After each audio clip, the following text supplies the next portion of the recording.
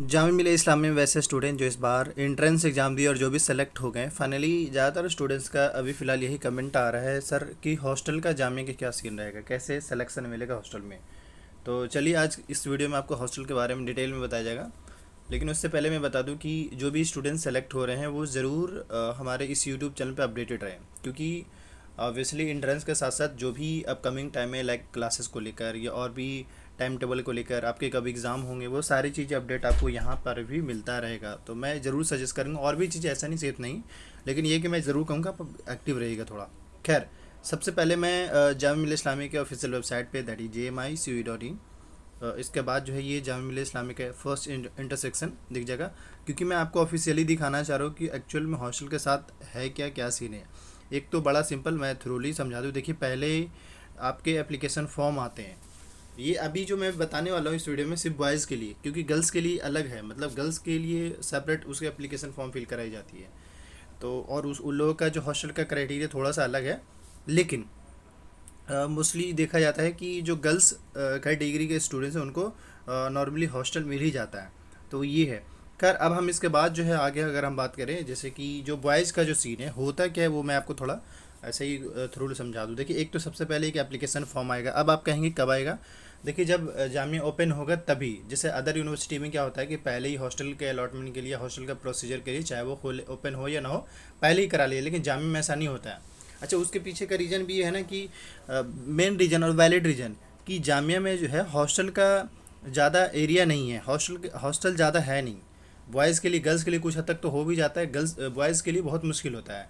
तो मतलब ऐसा है कि क्योंकि वहाँ पे आई थिंक जैसा कि बताते हैं जामिया के अकॉर्डिंग कि अराउंड जो है वो 2500 के आसपास सीट्स ही है, और बच्चे इससे कई गुना ज़्यादा आते हैं, स्टूडेंट्स खासकर।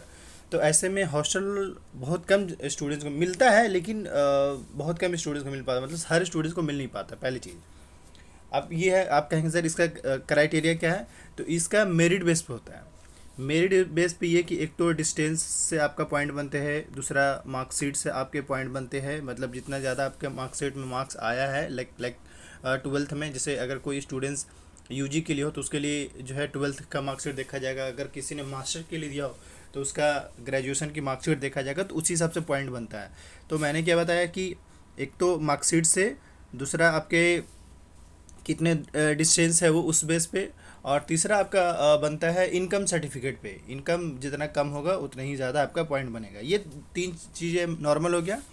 फोर्थ ये है कि अगर किसी का एनसीसी या एनएसएस है उस पर भी पॉइंट मिलता है।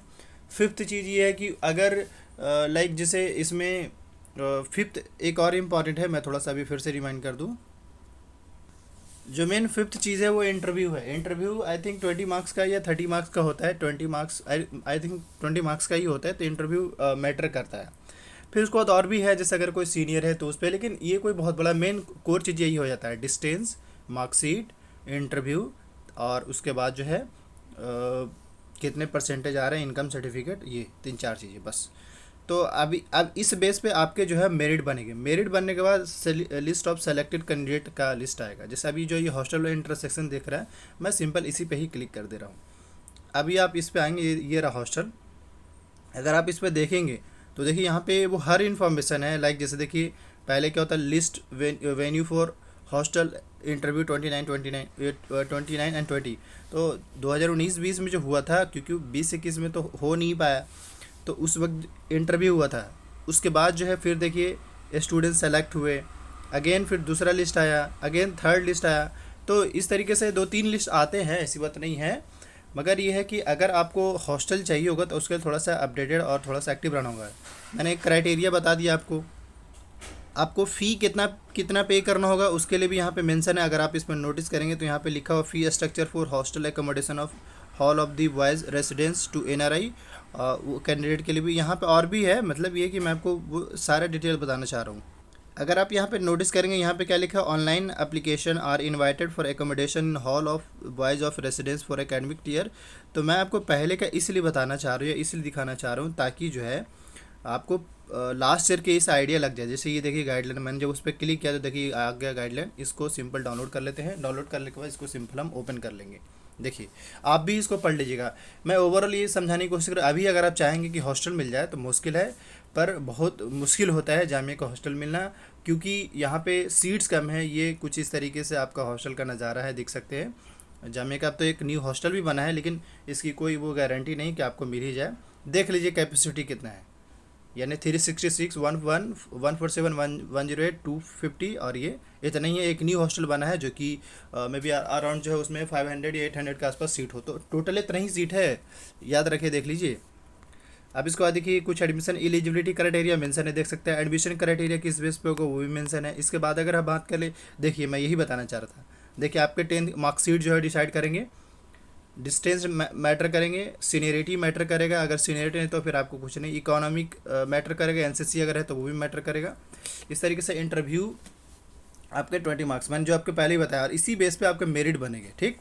अब इसके बाद जो है देखें तो renewal of for hotel admission, sorry hostel admission, तो ये तो उन स्टूडेंट्स के लिए है जो है पहले से ऑलरेडी है, उन लोगों के लिए क्या डिस्क्वालीफाई करने का क्या रूल है, मेस का क्या रूल है, अटेंडेंस एंड लीव का क्या रूल है, सारी चीज़ें बताया गया है। उसके बाद जो है अगेन फिर से स्क्रॉल करते हैं, डिसिप्लिन भी वहाँ बताया गया क्या क्या डिसिप्लिन है, वो सारी चीज़ें। इसके बाद रैगिंग वगैरह आप वहाँ पे नहीं कर सकते, ये तो हर कोई बच्चा बच्चा जानता है। इसके बाद जो है पनिशमेंट क्या क्या वहाँ पे मिल सकता है इनके से अगर गलत करते हैं तो, ये हो गया। गेस्ट अगर आपके आते हैं, जिम वहाँ पे जिम भी है, जिम का अलग चार्जेज है। फ़ी पेबल शेड्यूल, फ़ी कब कब पे करना है उसका शेड्यूल बताया गया है, फ़ी के बारे में यहाँ बता दिया गया है। और इसके बाद जो है मोड ऑफ पेमेंट, तो ये ओवरऑल मैंने आपको सारी चीज़ें डिटेल देखी। यही आपका जो है ये देख लीजिए, न्यू अलॉटमेंट जो होता है उनको कितना पेमेंट करना पड़ता है, और फ्रेश वालों को कितना कर, जो रिन्यूअल होता है उनका, मतलब जो न्यू स्टूडेंट्स है जो फ्रेश, उनको देख सकते हैं ये 7300 फर्स्ट टाइम पे करना पड़ेगा। उसके बाद उसमें आई थिंक मेस का जो चार्ज है वो अलग होता है, तो ये थोड़ा सा देख लीजिएगा आप। बाकी आपका हॉस्टल का यही सीन है, मैंने बता दिया। हॉस्टल के लिए सेपरेट आपका एप्लीकेशन, चाहे वो डिप्लोमा का हो, कोई भी कोर्स का हो, लेकिन हॉस्टल के लिए सेपरेट आएगा, सभी को फिल करना पड़ेगा। उसके बाद इंटरव्यू होगा, इंटरव्यू के बाद इंटरव्यू का क्राइटेरिया बताया दिए, यही होगा। और उसके लिए जब भी फॉर्म आएगा आपको ज़रूर अपडेट कर दी जाएगी। Thank you for watching this video.